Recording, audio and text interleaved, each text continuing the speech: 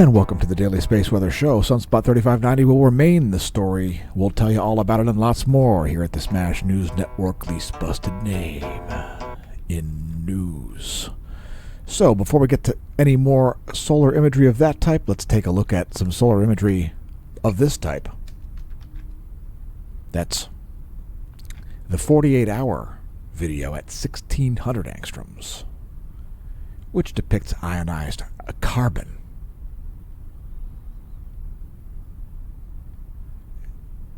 A bit of a carbon factory going on there, especially in the southern reaches of sunspot 3590. And before we continue on,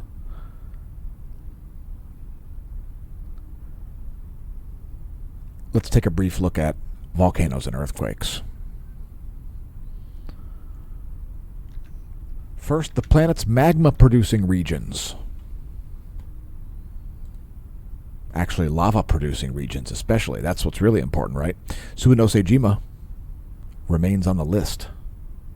Also Ibu Luwatolo and Semeru. Also in Indonesia, Merapi.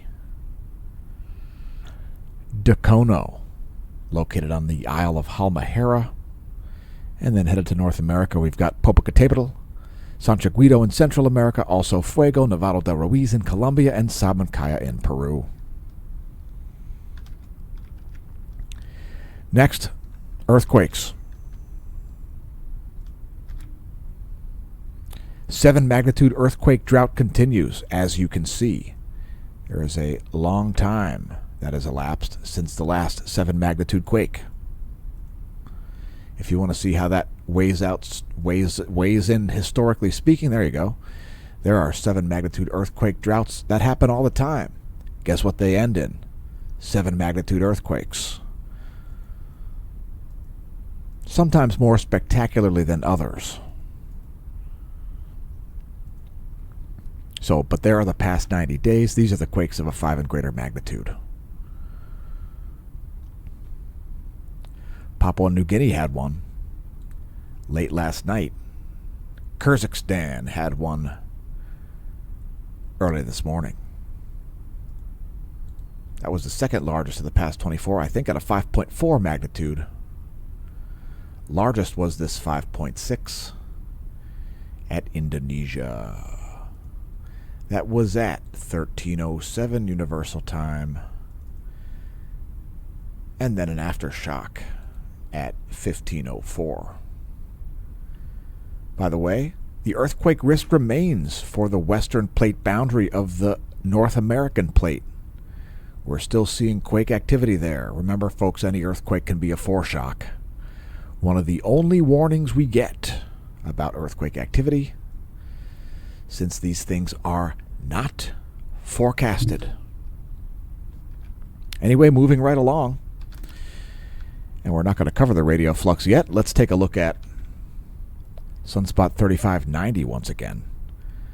There is the spectacular 171 angstroms wavelength, and we've rotated the field of view with the sun here to make that appear stationary. It's not. It's moving at very high speeds. And you can see a significant Hyder flare there, south of sunspot 3590. That is when magnetic fields fail to continue to suspend filaments above the sun's gravity, and that plasma splashes back down to the lower reaches of the corona, or perhaps the chromosphere, the transition region between the solar surface known as the photosphere and the portion depicted in this imagery, the solar corona.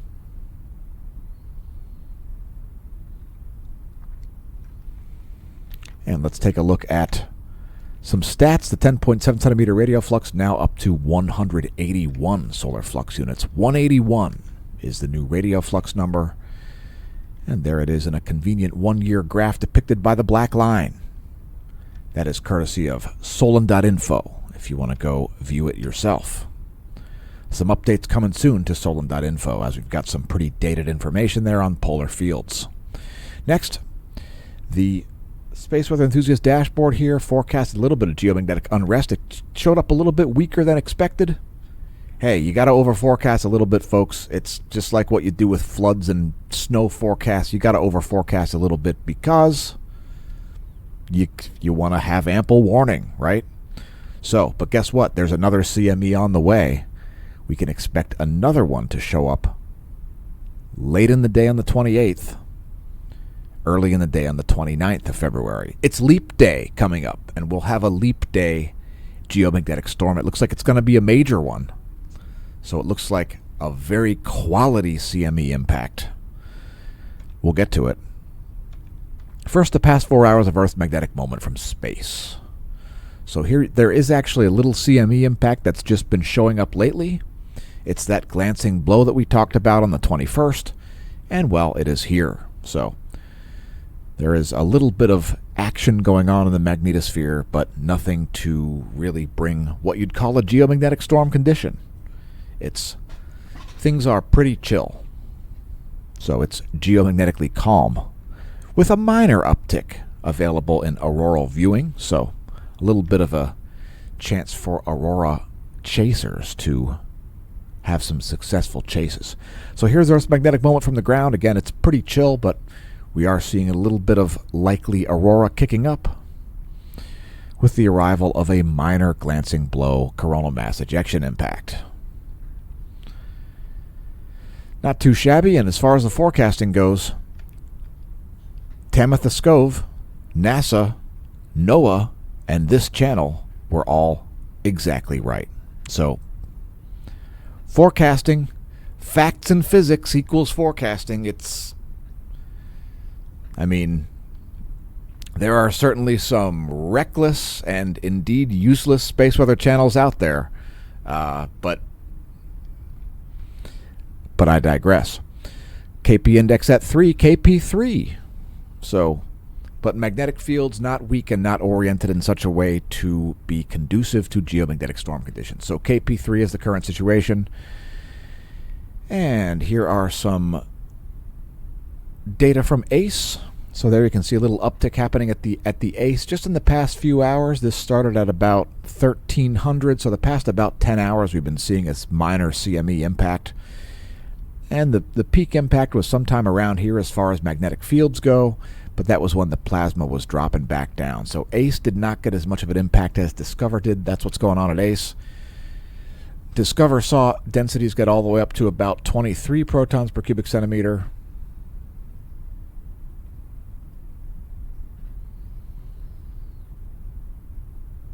And it looks like things are now settling back down. So that CME impact is looking like it's ending. And this is a good indication right down here. You can see the plasma temperature dropping off and then looking like it's getting a flat signal there. So it looks like the CME impact is just about over. And by the way, if you're viewing the video on a mobile device, you can zoom in 8 times using the YouTube app. So maybe consider trying that if you want to see that a little bit more close up. Current conditions are about, come on, give me a number. About 7 protons per cubic centimeter and only about 400 kilometers per second. So a very nominal solar wind there. Coronal mass ejection impact glancing blow is complete.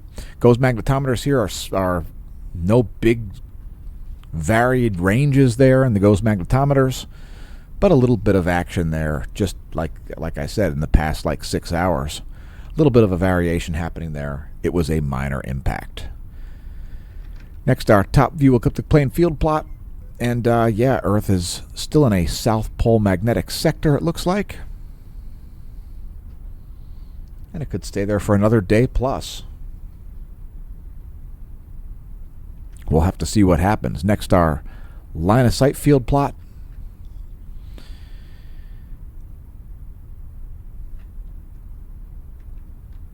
And do we have any big variations happening over there in the east? Not so much. It's pretty stable. So we're probably something like 36 hours from the sector boundary crossing. Let's bring up the last image. There you go. That looks like about a 36-hour span to me.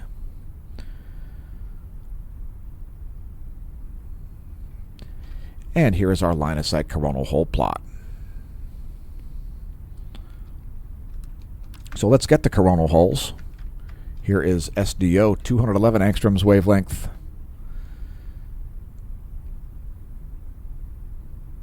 And we can expect a minor uptick in the solar wind, starting with a spike in the density as a result of this coronal hole down here. So that's probably on the way within the next 18 to 36 hours. More likely closer to the 18-hour side of things. Minor coronal hole high-speed stream on the way. So before we get to sunspots, let's take a look at some more data here. Here is sunspot number now at about 115. 115 is the sunspot number.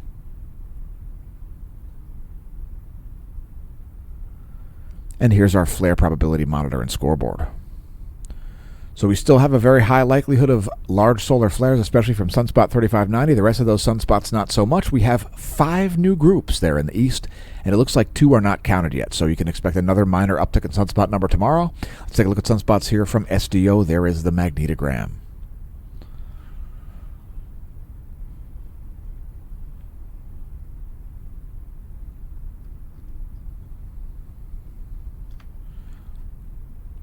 There is the continuum.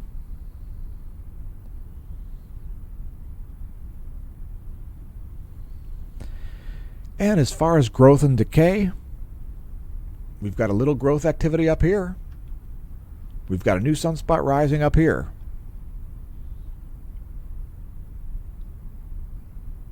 A little bit of decay behind this group. A little bit of growth up here. So that's a new sunspot. Oh, and that's decayed as well. So sunspot 3590 is still magnetically complex. It is still beta gamma delta class. And how about some more extreme close-ups with the field of view rotated?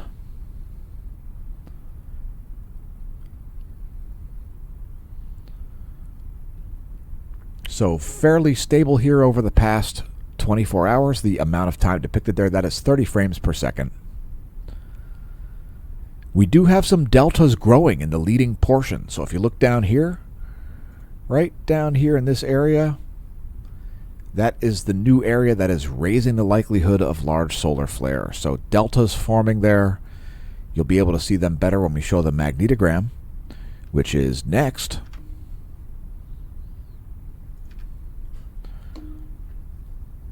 So again, the leading portion of that sunspot there now showing some South Pole umbre.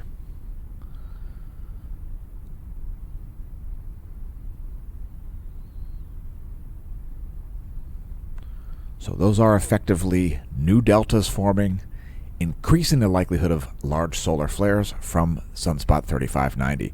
A perfect study of sunspots.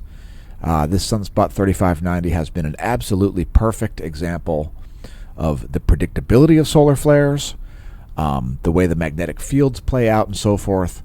So it has been a delight covering sunspot 3590. It has been just a great sunspot to cover. And let's move on to some energetic particles and solar flares. So as far as energetic particles go, the ghost proton flux is flatlined. So it's still at baseline levels there. The likelihood of proton events is going up as 3590 gets closer to the limb. And as far as X-rays go, we did have one M-class event, and that was associated with an Earth-directed coronal mass ejection, which we will show you here momentarily. So yeah, another one on the way. It's going to arrive late in the day on the 28th into the 29th. So leap year evening into leap day. Another geomagnetic storm likely. This one is a more well-earthly directed CME. While much of the ejecta will miss to the west, much of the ejecta looks like it is headed directly toward Earth. So this one should be a much better event, a much better space weather event, perfectly in time for leap day. Yes, leap day. Bring in an extra day in the year the right way with geomagnetic storm conditions. Next is our star chart.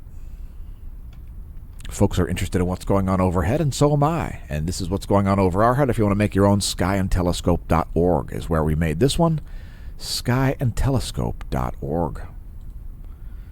And if you're viewing the early evening sky, you may see Jupiter. And then the full moon rising in just about an hour or two.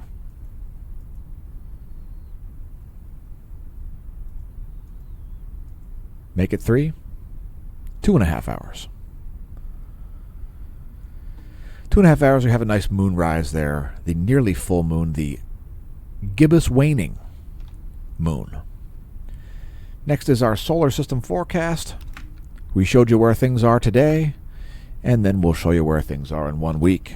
And by the way, wherever you are, it is a weak idea to try to sneak up on a dragon while it's in its lair. Yeah, you might be able to sneak into the lair when the dragon is not home. But don't do it while he is, because it's impossible to surprise a dragon within his own lair. Anyway, here's your solar system forecast. In the year of the dragon. That's where things will be in 1 week on 3/3/2024. I'm sure you can find a reason to hide in a bunker, because the date is 3/3, which is, of course, the Illuminati day or something. 3/3, oh, it's like 33, oh my God. Oh dear God, oh no, not 33. A number that is a spooky number because reasons. I don't know what the reasons are, and I really don't care. Anyway, here's a fantastic Phoenix aurora over, I don't know, it looks like Iceland, but here's an aurora that you might not have seen before. And it looks like a phoenix, or perhaps a pterodactyl, or maybe you prefer a thunderbird. I don't know, but it's also got a cool overlay that shows you the constellations. So that's a thing, and indeed it is over Iceland. So there you go. The Pleiades, right there at the Phoenix's shoulder. Isn't that special? Anyway, here comes CMEs, and I literally mean here comes a CME, because there's one on the way. It's the one toward the end of this video. And, yeah, let's break it down.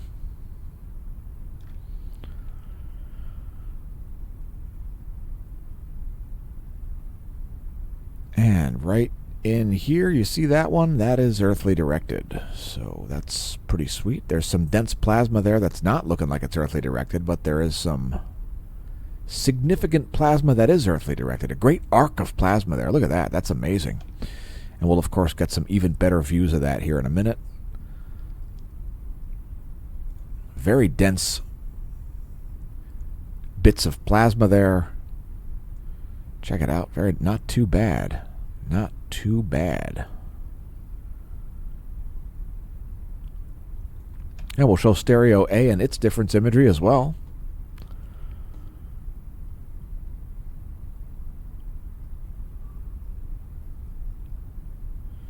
No real halo on that one, so most of the ejecta likely to miss to the west, but there is some showing up there that is going to be earthly directed because of the spot of its origin, which we'll show you here in our custom videos. Let's do it. Oh, first we got to show solar flares and stuff. All right, I'm getting ahead of myself. I'm getting behind myself and ahead of my... Anyway, here are some more close-ups of 3590.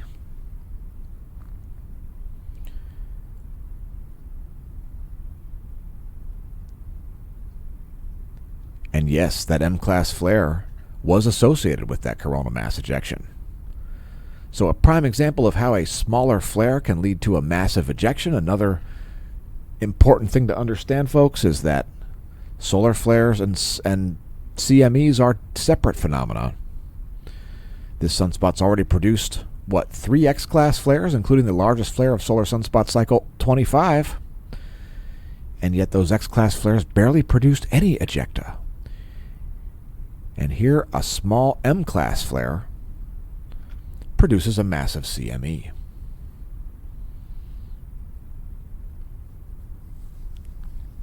So whatever you do, don't conflate coronal mass ejections and solar flares, folks. They are separate phenomena. Solar flares are photons. Coronal mass ejections are protons. Very different. Imagine a flashlight versus a cloud of gas. A cloud of gas is nothing like light, But X-rays are like light. It's just higher frequency light.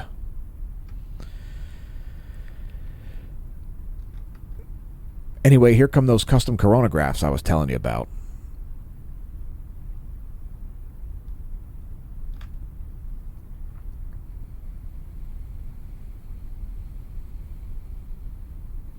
We do have two planets there. If you're wondering what they are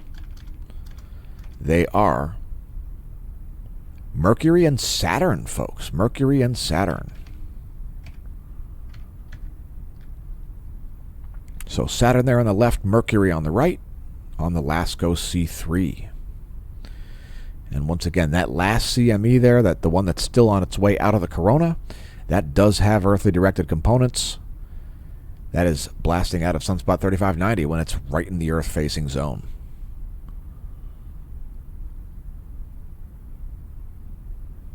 So it's kind of a low-speed one. So that one might not arrive until the 29th, but we'll see what happens.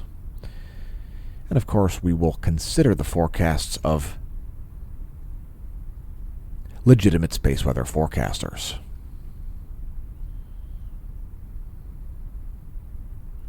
It's nice to have four sources that are rational about space weather forecasting. 4 is a pretty good number. You'd think there'd be more, but at least there are 4. Anyway, here we've dropped the C3 and we've added 193 angstroms difference imagery to the SDO, which does a little bit more for showing filaments. And here we'll drop in to the full disk view.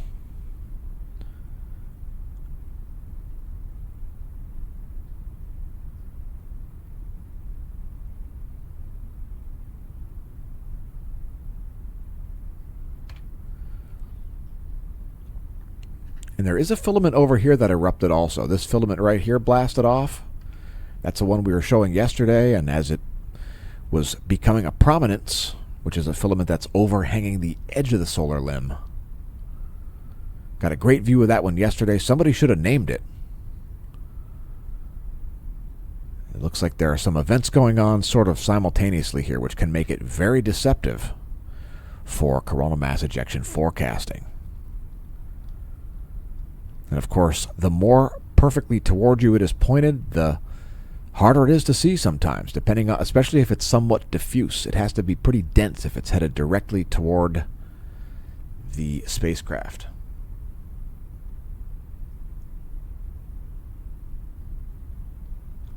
So that said, it's time to move to filaments.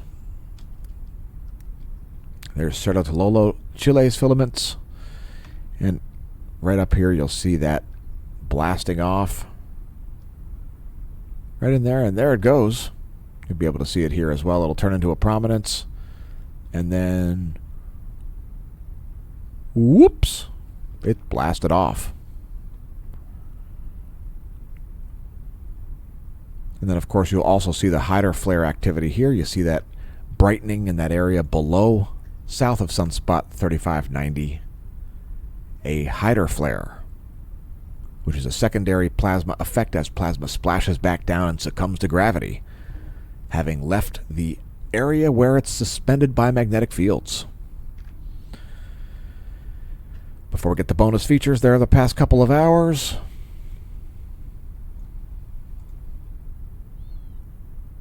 And bonus features are upon us. So first, satellite charging hazards, and we have some significant surface charging here at the moment over places like India and the northern Indian Ocean. There's the map. We're showing it to you so I don't have to explain it. There's the electron flux, and we're seeing very low levels of electron flux, the lowest in months. So check it out. There is falling off a cliff for the electron flux, and part of that is erroneous readings. So this happens because the ionosphere puffs up during CME impacts, and that's what's going on, but we'll see this recover here rather promptly. Probably within the next 24 hours, we'll see somewhat of a recovery there. Incredibly low levels of electron flux, the lowest in over a year. So there's the forecast model, and you'll see the next yellow box will be well below the forecast. That is NOAA's forecast for relativistic electrons, which are measured at the F layer of the ionosphere, the F layer, folks. So we'll show that next. And I guess we'll show, well, we'll stick with this view. This zoom's fine. Again, if you're viewing on a mobile device, you can zoom in up to 8 times. And we do have some anomalously low frequency portions of the ionosphere here, especially in the southern hemisphere, where the space weather has hit harder. Not a real surprise there. It is summertime in the southern hemisphere. So that's what's going on at about 300 kilometers of altitude in terms of the vibrational frequency, measured in megahertz or millions of vibrations per second. Here is the anomaly in megahertz from a 30-day median. So you're going to see a lot of red lighting up in the southern hemisphere. Again, it is summer down there. Geomagnetic storms hit harder in summertime than in wintertime.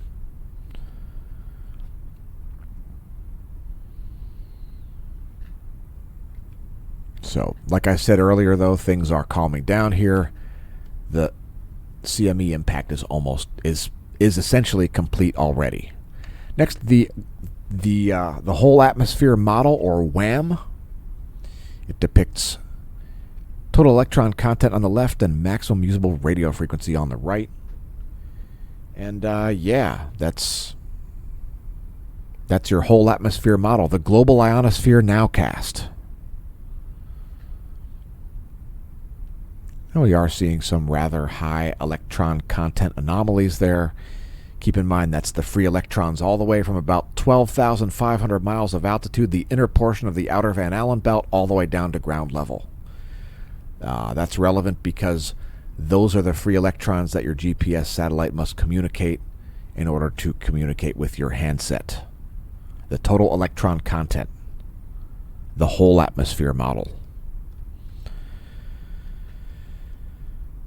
We'll close out space weather with the latest high-res images, the high-res images of the closest star. So there you go. There are the high-res images, and I'll show the full screen. Cheers. And Sunspot 3590 is certainly worth taking a look at.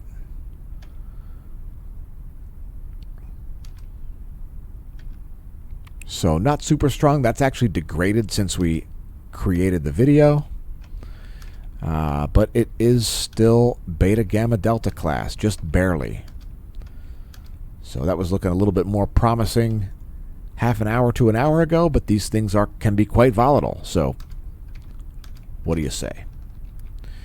Anyway, there's the full disk view, and let's move on to meteorology.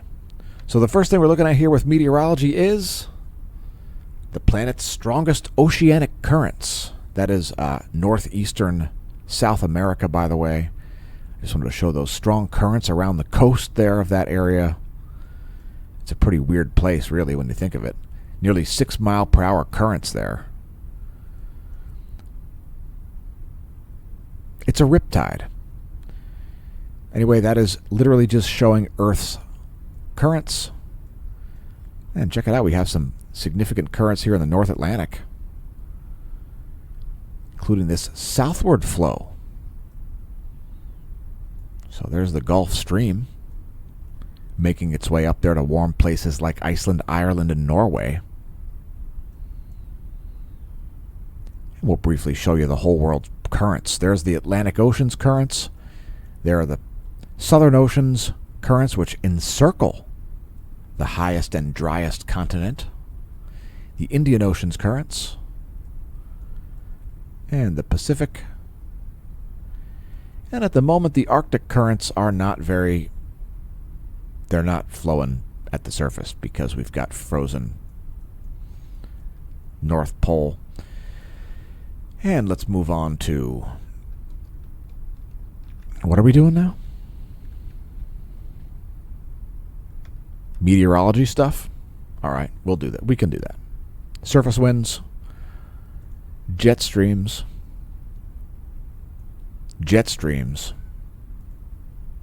once again surface winds,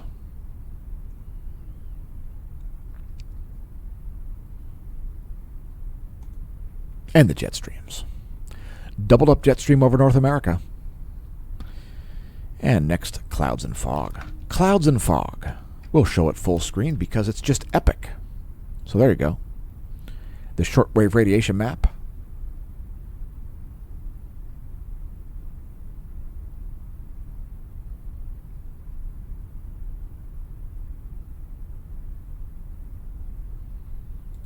Depicting clouds and fog over the Americas. Next, a forecast here for new snow. So there's the Euro for new snow over the next 3 days. That's the Euro forecast model for the next 3 days of new snow. And there is the GFS model. So Euro model for 3 days of snow, GFS model, back to the Euro model, back to the GFS, and back to the Euro.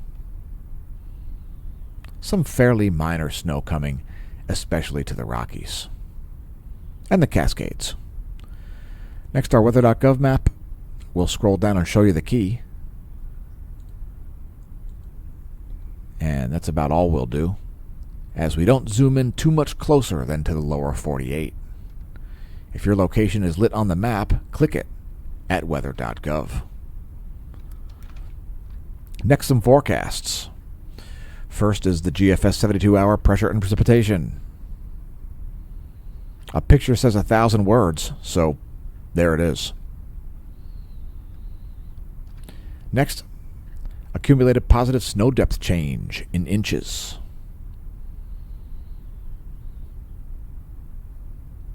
Washington is getting the heaviest snow by far. Some areas they're expecting over 2 feet. Temperature anomaly is next. And as the jet stream moves some warm air across the country, some cold air will be following. But things will even out, although there will be a cold front moving through.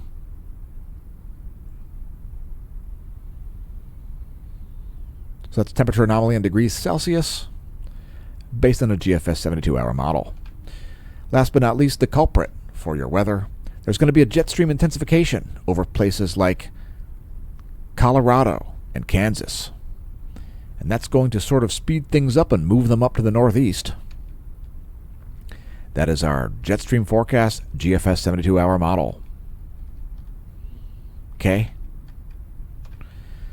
Next, lightning.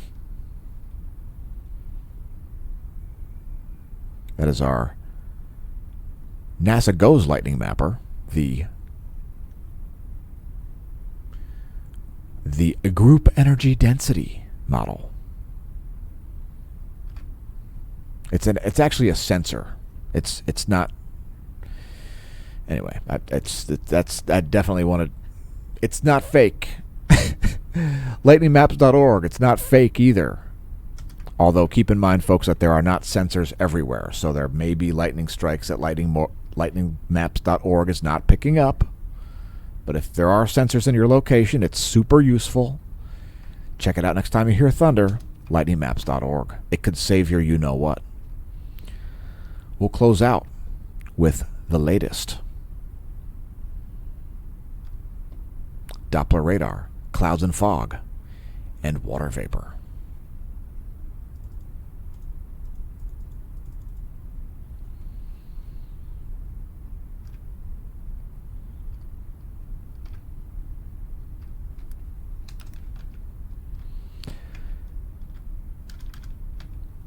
Here's your recap.